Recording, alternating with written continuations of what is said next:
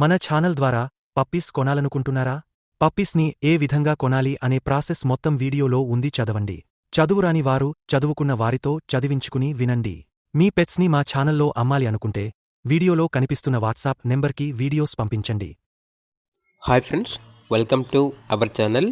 ఈరోజు మీకోసం English Labrador puppies అనేవి అమ్మకానికైతే తీసుకురావటం జరిగింది. టోటల్ 4 పప్పీస్ అమ్మకానికైతే ఉన్నాయి. మేల్ పప్పీస్ మరియు ఫీమేల్ పప్పీస్ ఆల్వన్నవి.